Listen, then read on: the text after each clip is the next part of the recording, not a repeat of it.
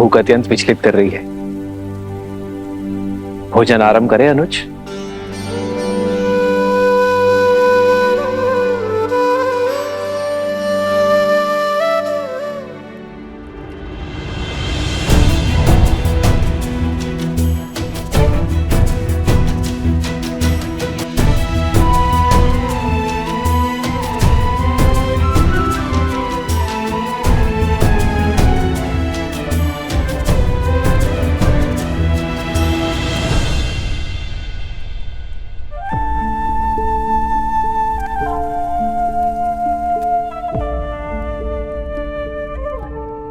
भरत, यदि मन से चिंता ना उतरे तो गले से भोजन का ग्रास भी नीचे नहीं उतरता।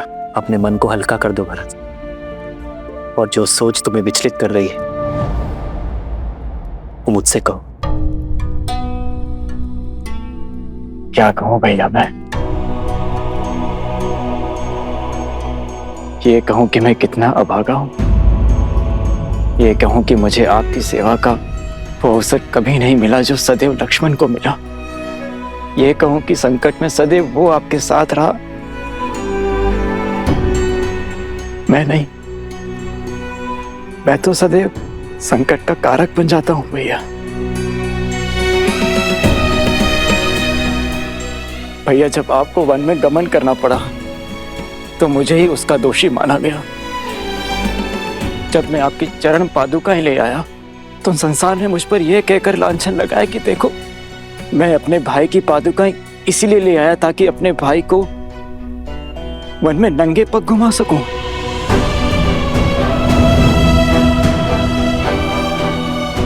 और मेरे कारण मेरी सीता भाभी मां को न जाने कितने माह तक उस दुष्ट रावण की बंदिनी बनकर रहना पड़ा। और अब जब अयोध्या पर संकट आन पड़ा है, वही आप मुझे इस योग्य भी नहीं समझते कि मैं उन दो ऋषि कुमारों के विरुद्ध खड़ा हो सकूं जिन्हें मृत्यु के घाट उतारने के लिए मेरा रोम रोम तड़प रहा है। अपने दोनों भाइयों के अचेत शरीर मेरे नेत्रों के सामने छाए रहते हैं भैया। ये पीड़ा मैं अब और नहीं सह सकता। मैंने लक्ष्मण को रोका, उसे समझाया कि उन दोनों बालकों से सौम्य रहे, किंतु उसने मेरी एक ना सुनी। किंतु देखिए, लक्ष्मण कैसे मूर्छित हुआ पड़ा है भैया। मैं तो उनसे लड़ने भी नहीं जा सकता क्योंकि मेरे भैया ही मुझे योग्य नहीं समझते। हुआ ना मैं अभागा।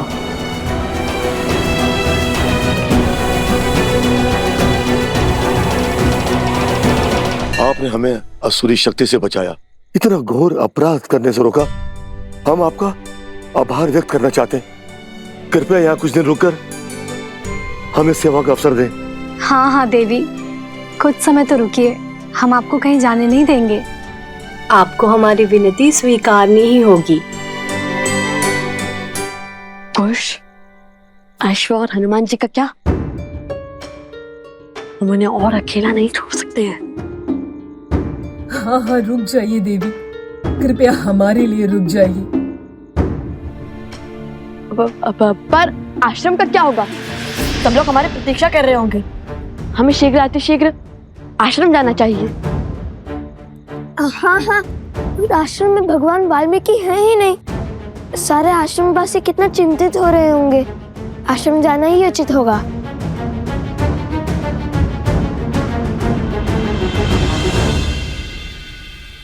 कैसे सोच लिया तुमने भरत? ये कैसे सोच लिया कि मैं अपने भरत को लक्ष्मण या शत्रुघ्न से कम योग्य मानता हूं? तुम तो सौम्यता के सूचक हो भरत, पराक्रम के पर्याय हो। मुझे सबसे अधिक प्रिय हो तुम भरत। मैंने तुम्हें जाने से इसलिए रोका क्योंकि लक्ष्मण सदा मेरे साथ रहा है भरत। मैंने उसे सदा ही घायल होते हुए, मृत्यु के मुख में जाते हुए देखा है। अत्यंत दुख हुआ मुझे, किंतु मैंने हर बार अपने आप को संभाला है भरत। इस बार पुनः लक्ष्मण घायल है और शत्रुघ्न भी। मैं इस विपदा को सह नहीं पा रहा हूं भरत। और इस बीच यदि तुम्हें कुछ हो गया मेरे भाई, तो भैया पुण्य के प्रतीक श्री राम से पाप कैसे हो सकता है? किंतु आप स्वयं को मेरे स्थान पर रख के देखिए। स्वयं या महल में सुरक्षित रह के आपको युद्ध भूमि में जाते हुए देख क्या मैं स्वयं से कभी दृष्टि मिला पाऊंगा? लक्ष्मण और शत्रुघ्न के नेत्रों में नेत्र डाल पाऊंगा? वेद के उपचार से वे दोनों शीघ्र ही सकुशल हो जाएंगे। किंतु क्या आप ऐसा चाहते हैं कि आपके भाई की आंखें उन दोनों के सामने सदैव झुकी रहे? जिन अयोध्या वासियों ने गंगा सी पावन मेरी सीता भाभी मां पर बिना किसी दोष इतने लांछन लगाए, क्या वे लोग मुझे क्षमा कर पाएंगे? क्या वे लोग ये नहीं कहेंगे कि देखो, दो भाई तो अपने बड़े भाई के साथ कंधे से कंधा मिला करके लड़े, किंतु भरत अपने हाथ पर हाथ रखकर बैठा रहा, वो कुछ न कर सका। मेरे 14 वर्षों की तपस्या पर कालिख लग जाएगी भैया। और भरत संसार में फिर से वही भरत बन जाएगा जो अपने भाइयों की दुर्दशा देखना चाहता है। और तब क्या कहेंगे आप भैया? क्या मेरे मान पर आप ये वार सह पाएंगे?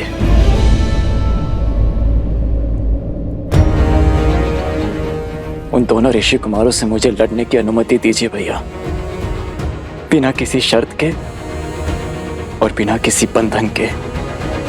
अपने भाइयों पर प्रहार करने का उन्हें दंड देने दीजिए मुझे।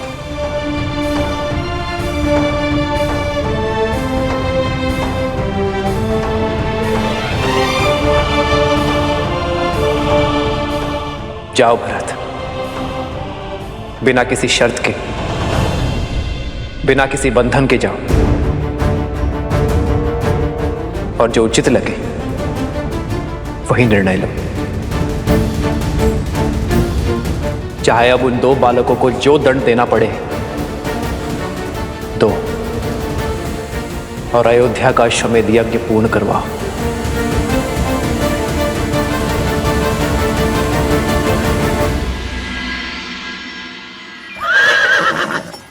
भैया अब क्या करेंगे?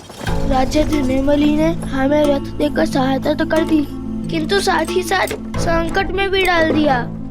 यदि ये रथ लेकर सीधे मार्ग से आश्रम की ओर गए तो अश्व और हनुमान जी माता को दिख जाएंगे।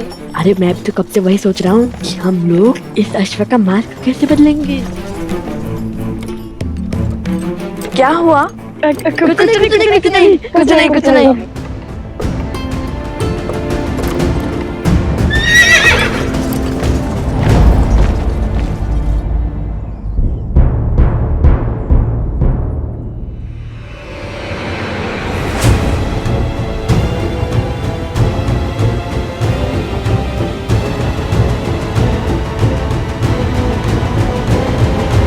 श्री रामचंद्र की, श्री रामचंद्र की, राजनुज भरत की, राजनुज भरत की।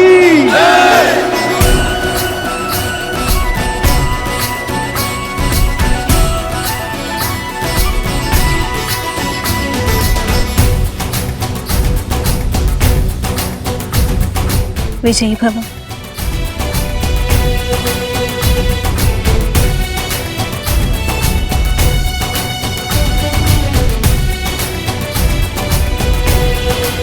कई बार सत्य हमारे नेत्रों के समक्ष होता है भरत, किंतु भावों में बहकर हम उसे देख नहीं पाते। ये भूल हम सबके साथ होती है भरत। अपने भावों पर नियंत्रण रखना भरत। शीघ्र ही लौटो। जो आज्ञा भैया।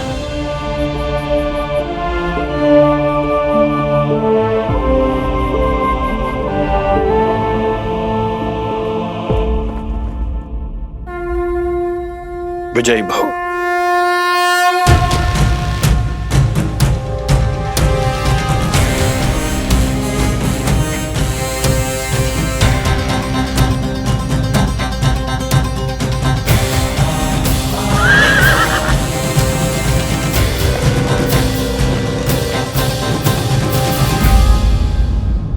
कौन है वहाँ? सामने आओ। हमें सोमकरण, अवत्सरा, तुम दोनों यहाँ ये कहाँ से आ गए? अवश्य कोई नई समस्या लाए होंगे। नहीं नहीं, ईश्वर ने इन्हें हमारी सहायता के लिए भेजा होगा।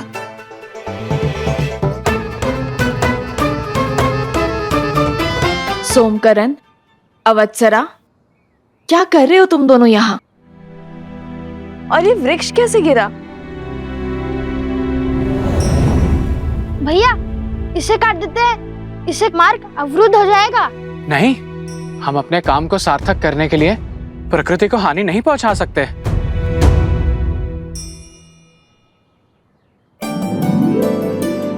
वो देखो, वो वृक्ष पूरी तरह सूख चुका है, कभी भी गिर सकता है। आओ। सोमकरण, उत्तर दो।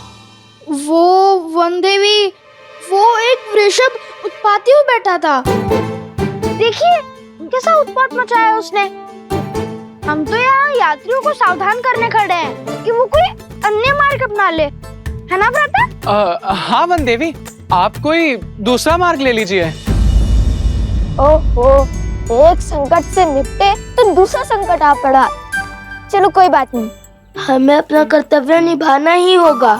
माता, आप लव भैया के साथ दूसरे मार्ग से आश्रम जाइए। मैं इन दोनों के साथ इस वृक्ष और इस वृषभ को संभालते हैं। न जाने अब किसे घायल करना चला होगा। किंतु तुम माता उठी तो कह रहा है वो। चलिए हम इस ओर से चलते हैं।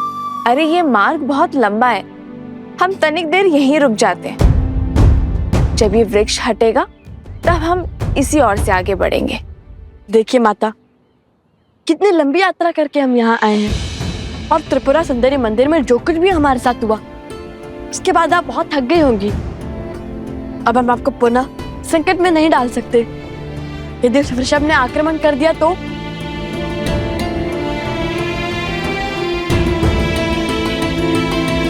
ठीक है, चलो। और तुम सावधान रहना और शीघ्र ही लौट कर आना। मुझे तुम सबकी प्रतीक्षा रहेगी। निश्चिंत होकर जाइए माता, हमारे पास सोमकर्ण है ना। यदि बैल आया, बैल के आगे इसे खड़ा कर देंगे। संसार में इससे बड़ा बैल और कोई नहीं है। खुश, मित्र की रक्षा सबसे पहला दायित्व है, जानता हूँ माता। चलो साथी।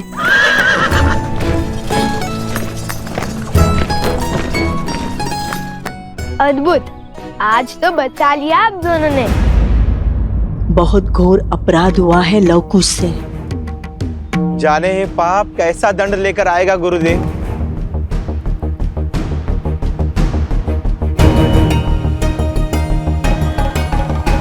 आ गए तुम।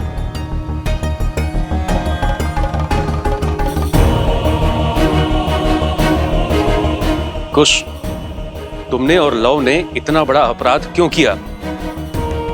अश्वमेघ यज्ञ के अश्व को पकड़ा और अयोध्या के राजकुमारों को मूर्छित कर दिया, और ये सब बात तुमने हम सब से छुपाई क्यों? हम राजा राम के राज्य में रहते हुए उनसे शत्रुता कैसे ले सकते हैं? ये राजद्रोह है। हमने भगवान वाल्मीकि जी को संदेश भेज दिया है। जैसे ही तुम्हारी माता श्री आएंगी, हम उनसे बात कर अश्व छुड़वा देंगे। हाँ, और तीव्र चलाइए सारथी। हम भगवान वाल्मीकि जी के शिष्य हैं, और उन भगवान वाल्मीकि जी ने हमें सदा सत्य के मार्ग पर चलना सिखाया है, अपने कर्म को निडर होकर करना सिखाया है। अब आप भी बताइए, जिन राजा राम को हम पूछते हैं, उन्हीं राजा राम ने अपनी पत्नी के त्याग का महापाप कर दिया। जिनके लिए राजा राम ने राम सेतु बनाया, लंकापति का अंत किया, जिनके साथ की लालसा में माता सीता ने स्वयं अग्नि परीक्षा दी, उन्हीं माता सीता को स्वयं से दूर कर दिया। क्यों? ये प्रश्न हमें विचलित कर रहे थे।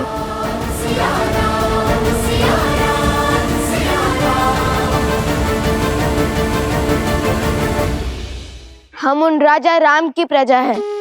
पर आपने ही तो सिखाया है गुरुवर कि प्रजा को राजा से प्रश्न पूछने का पूरा अधिकार है, जिन्हें हम अपना आराध्य मानते हैं, दिन रात उनका नाम जपते हैं।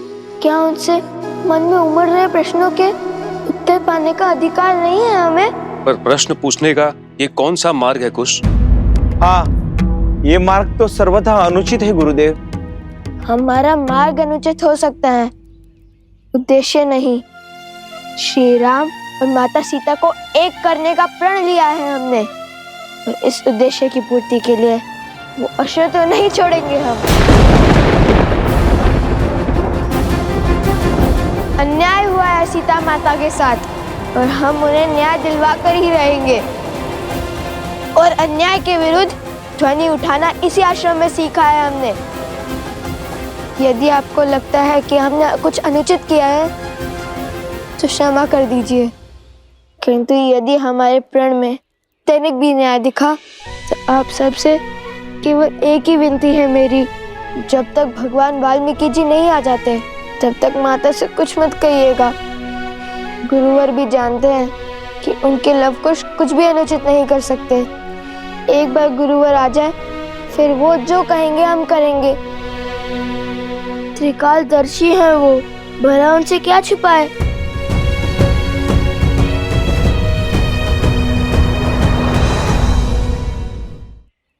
नहीं ऋषिवर, ये बालक अभी नादान है।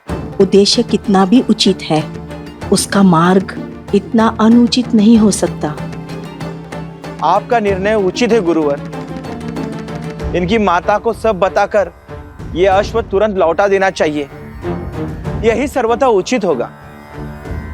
हमें श्री राम से प्रश्न पूछने का अधिकार है, इसमें भला क्या अनुचित। मान जाइए ना ऋषिवर, भगवान वाल्मीकि जी की आने की प्रतीक्षा कर लेते हैं। माता को कुछ मत कहिएगा ऋषिवर। कुश,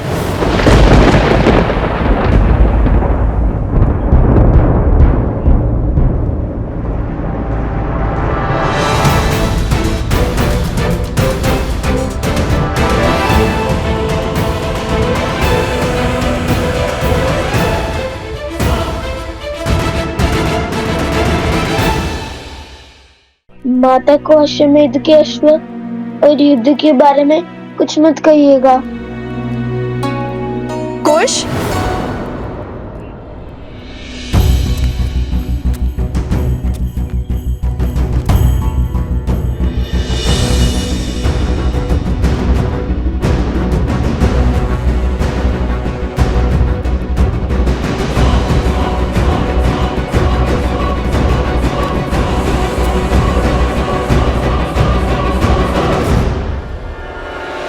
कुश, बोलो।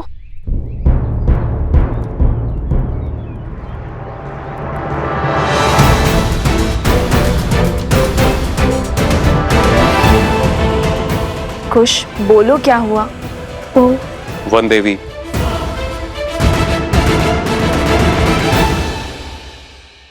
हम भगवान वाल्मीकि जी के चित्रकूट से लौटने की चर्चा कर रहे थे।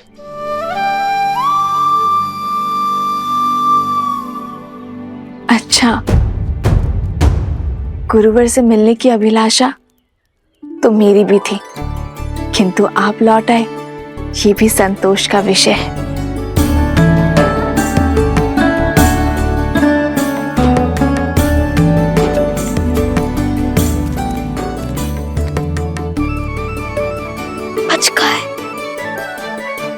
वैसे कुश, तुम इतने शीघ्र कैसे पहुंचे?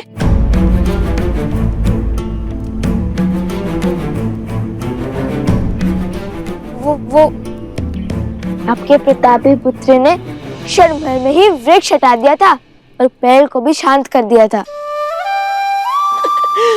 अब सब ठीक है ना सोम? हाँ बिल्कुल, है ना गुरु? हाँ, कुछ ने यूं हल कर दिया हर संकट को।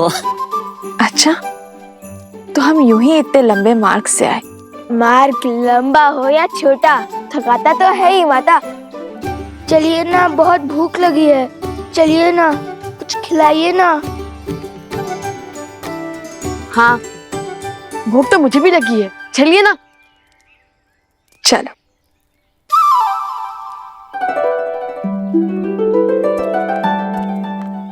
भैया, मैंने तो केवल धनुष उठाया, बाण साधा और ये किया, और उससे पेड़ खत्म हो गया। ना जाने किस माया, किस शक्ति की चपेट में आ गए थे हम।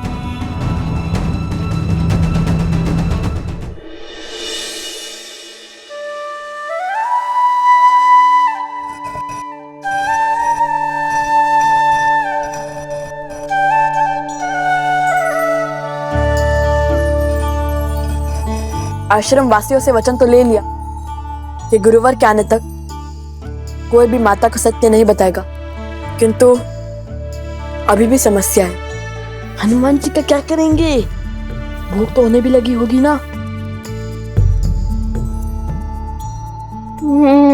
क्या सुगंध है, आज तो आनंद आ जाएगा। कुश, कितने स्वार्थी हो तुम। मुझे हनुमान जी की चिंता हो रही है और यहाँ तुम भोजन के सुगंध का आनंद ले रहे। ऐसी बात नहीं है भैया, मुझे भी हनुमान जी के विचार ही आ रहा है। भैया, ये सुगंध तो सोचने की क्षमता का मार्ग था। ऐसा चलिए।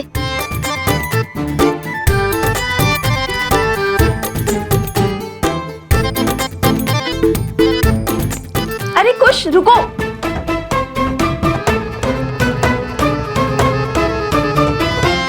माता, और रुकने के लिए मत कहिए, बहुत भूख लगी है। आज आपको ढेर सारा स्वादिष्ट खाना बनाना पड़ेगा, इसलिए हमने सोचा आपकी सहायता कर दे। मेरी मदद करने के फेर में मेरा कार्य मत बढ़ाओ। धुले हुए चावल में जल डाल के जल व्यर्थ कर दिया ना तुमने।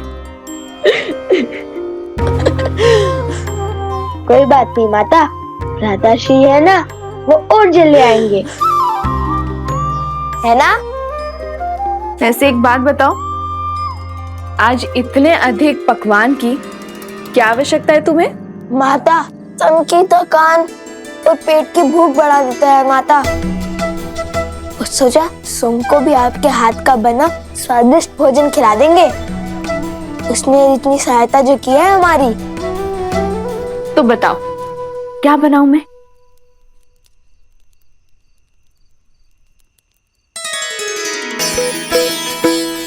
माता, मुझे तो अनेक वस्तुएं प्रिय हैं, जैसे कि खीर, मालपुआ, दही, मक्खन, केले, लड्डू। हाँ माता, जैसे खीर, मालपुआ। अत्यधिक परिश्रम तो किए तुम दोनों ने, तो उसके लिए 2 गुना फल तो मिलना ही चाहिए। मैं दोनों बनाती हूँ।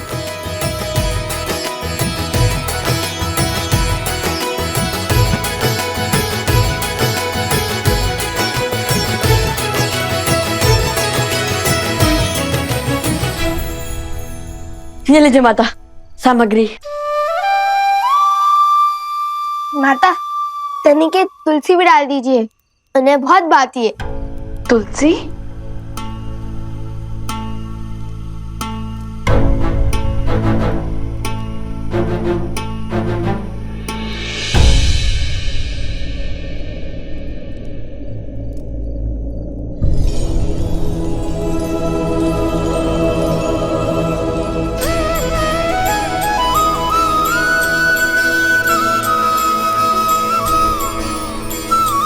ठीक है, डाल दूंगी। अब तुम दोनों यहाँ से जाओ। मेरी सहायता करने से अधिक हुड़दंग मचा रहे हो। चलो जाओ।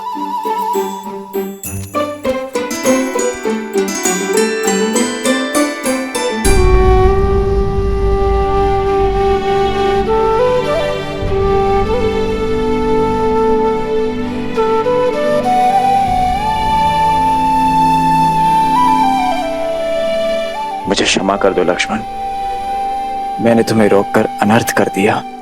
मेरे मन में पहले करुणा थी, किंतु अब मेरे मन में प्रतिशोध है। भैया की आज्ञा से उन दोनों बालकों को दंडित करूंगा मैं।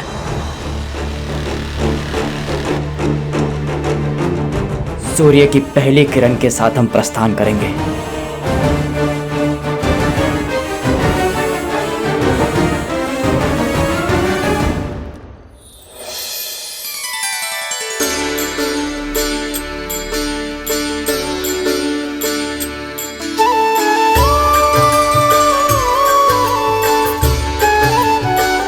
भोजन माता ने बनाया है।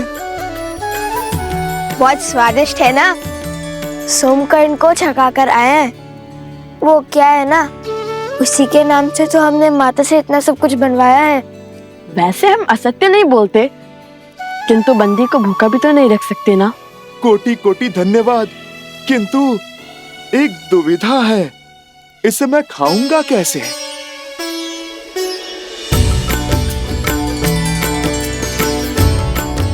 हम है ना, यदि आपको कोई संकोच ना हो तो हम दोनों आपको अपने हाथ से खिला दे। संकोच नहीं, मेरे जीवन का सबसे बड़ा संयोग है ये। स्वयं प्रभु श्री राम के क्या क्या परम भक्त स्वयं प्रभु श्री राम के परम भक्त मुझे अपने इन हाथों से खिलाएंगे। माता को कोई संदेह तो नहीं हुआ? भोजन के समय मन में उल्लास होना चाहिए, प्रश्न नहीं। और हम दोनों की चतुराई के समक्ष किसी को संदेह कैसे हो सकता है? आप निश्चिंत होकर खाइए। हमें समय पर आश्रम भी लौटना है, अन्यथा माता को सत्य में संदेह हो जाएगा।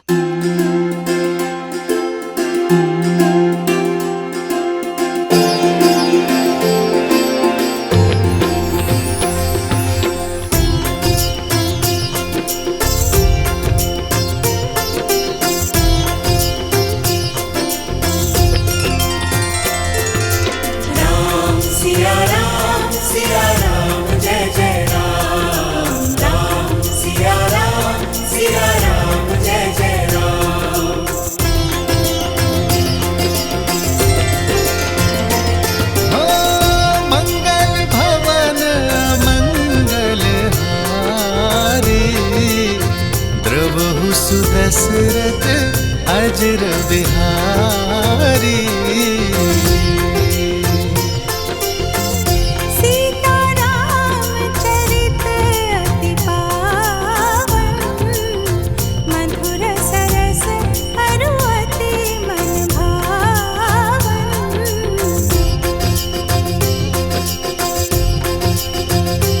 होई सोई जो राम रचिरा को करी तरत बढ़ावे साखा। सिया राम जय जय राम, राम सिया राम जय जय राम।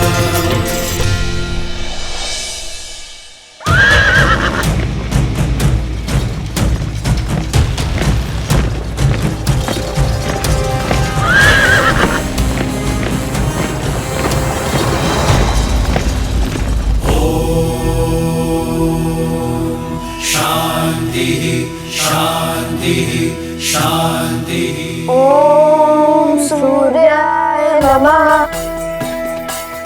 हे माता तमसा, सदा की भांति आज भी हम वन देवी के पुत्रों की रक्षा करना। मैं एक बार आपसे पुनः कहता हूँ, बात को बढ़ाने से अच्छा है एक बार बात कर लेना।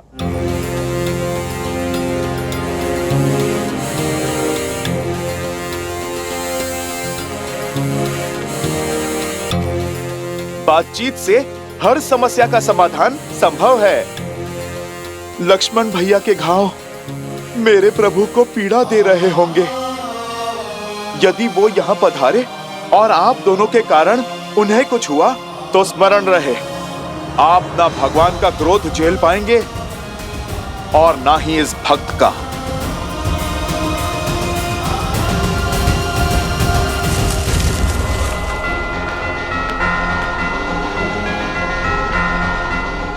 इस संसार का कोई संकट नहीं जो शब्दों से ना सुलझ सके। समझ गए, सब समझ गए। किंतु एक बात है जो समझ में नहीं आ रही। श्री राम के भक्त को उनके विरोधियों की इतनी चिंता क्यों? जिन्होंने आपके प्रभु का अश्व पकड़ा, उनके काज में विघ्न डाला। राम काज सफल बनाने वाले हनुमान जी भला हमारी सहायता को क्यों तत्पर हैं? लवकुश मेरे ही पुत्रश, मेरे ही पुत्रश। आप राम काज पूर्ण करने में असफल रहे। मुझे मेरे प्रभु को कुछ समझाने की आवश्यकता नहीं है। वो तो मेरे हृदय में बसते हैं। वो मेरा मन स्वयं ही पढ़ लेंगे। किंतु आप दोनों को अब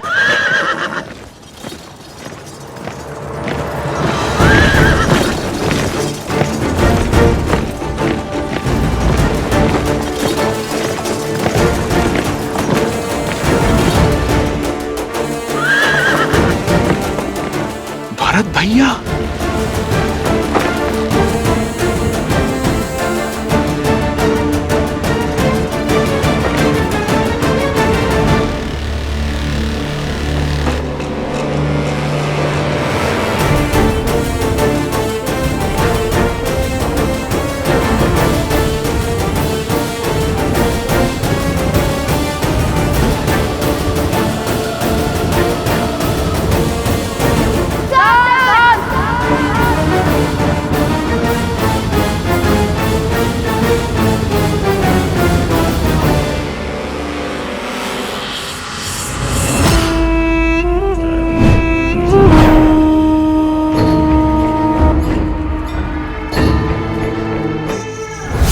ये द्वंद्व नहीं, शुभ अवसर है जो एक साथ मेरे सारे लक्ष्य भेद देगा। सारे लक्ष्य? जब भरत और लवकुश लड़ रहे होंगे तब सीता अकेली होगी, और इस समय तो वो त्रिकालदर्शी वाल्मीकि भी आश्रम में नहीं है। ऐसे में सीता की सहायता करने वाला कोई नहीं होगा। हम सीता का वध करेंगे।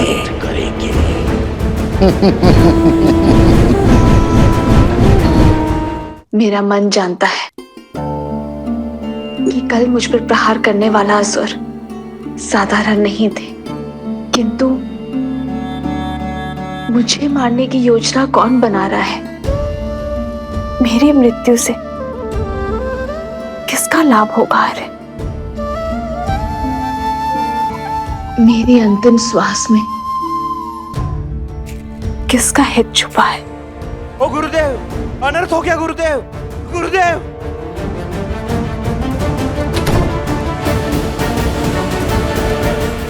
ओ गुरुदेव, अनर्थ हो गया गुरुदेव, अनर्थ हो गया।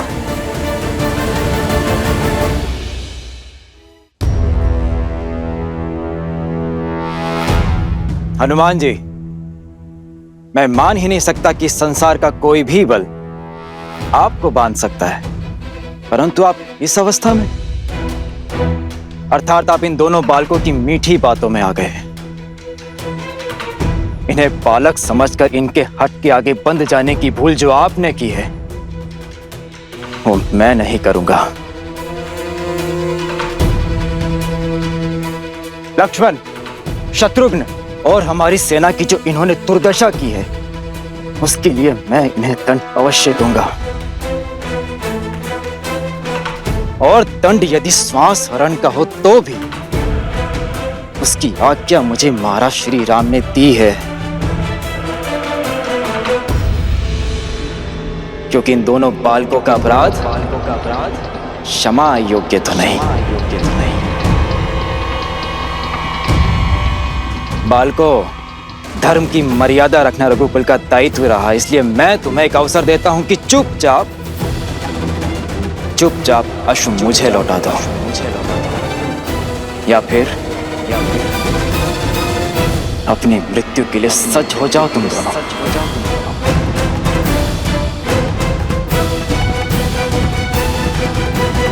अच्छा हुआ कि आप हमें बालक नहीं योद्धा समझते हैं, क्योंकि अबोध बालक ना तो प्रभु श्री राम से प्रश्न पूछने का साहस रखते हैं और ना ही सामर्थ्य। और हमारे साहस नहीं, हमें सामर्थ्य दिया है। श्री राम को हमारे प्रश्नों के उत्तर देने के लिए यहाँ आना होगा।